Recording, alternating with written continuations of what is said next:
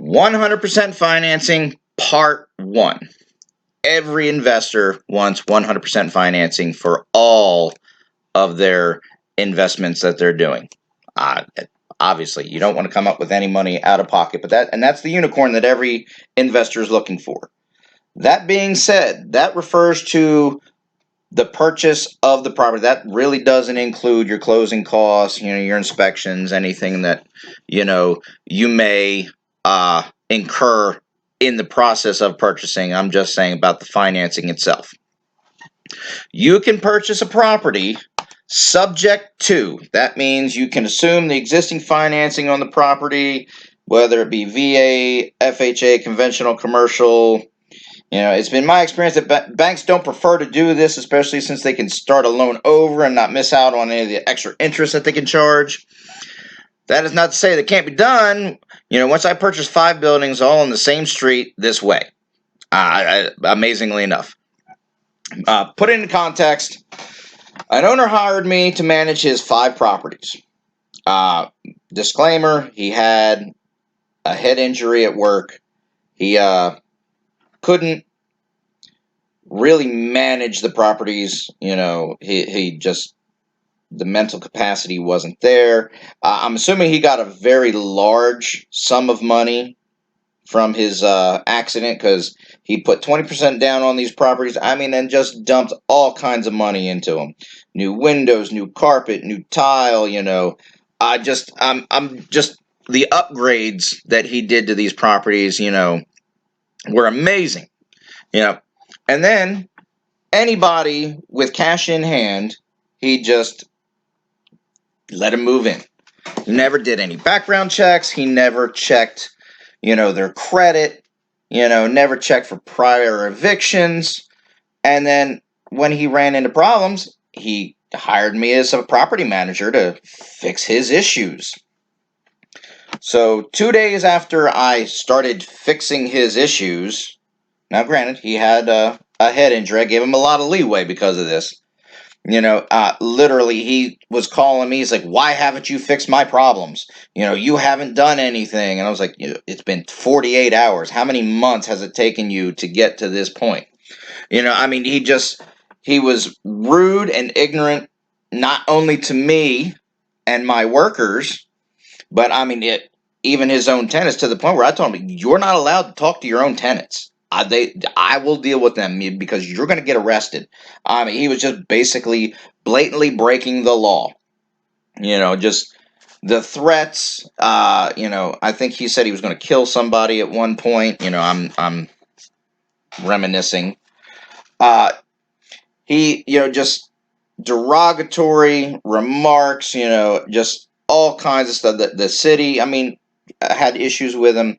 He just had a very bad reputation, and I have a video, just on reputation, and on our blog on realestateredneck.com. But anyway, we're getting off subject here. So I go and I take over, and after 3 weeks, excuse me, dealing with this guy, I quit. I've never quit a client ever before this, and I'll be quite honest, I've never done it since. But I had my reputation to look into, and he just was blatantly harassing these people.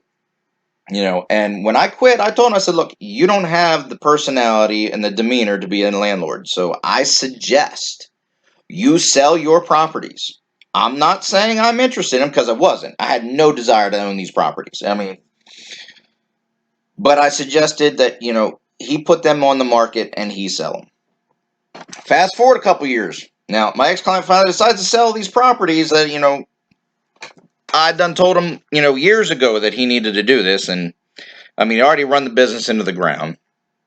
He was behind on his mortgage payments, and he wanted me to purchase these properties from him. And at the time, I didn't want these properties. I didn't want the headaches that were created because of them, and I use the excuse, I don't have the cash on hand, and I didn't. To purchase anything new, I suggested that he put them on the market, get a real estate agent and sell them to his, sell them as his social skills had not improved. A few months later, he's back calling me again, begging me to buy his properties. And I did feel sorry for the guy, but I was still short on cash. He went to the bank and talked to his loan officer about me and explained the situation. He had a buyer, me, who had experience, and the knowledge. And then he called me, and said, "Look, I talked to my loan officer. I told him you were cash poor, but you could, possibly, assume my mortgages." And this was all done without, any of my prior knowledge. And I thought, okay, I'll go in. I'll talk to his loan officer. The worst thing's going to happen. The guy's going to laugh me out the door and say, "Hey, you can't. We can't do this." And I fully expected that, and I didn't want the properties. I really didn't. So I go in. I talk to the loan officer. And he says, the numbers look great. The equity's there. He had to refer it to committee or the higher ups or whomever, he had to deal with. Long story short, they come back and they're like, "Sure, you can assume these properties." So it's commercial mortgage for five separate properties. So now I'm stuck buying properties that I really didn't want, but I'm like, okay,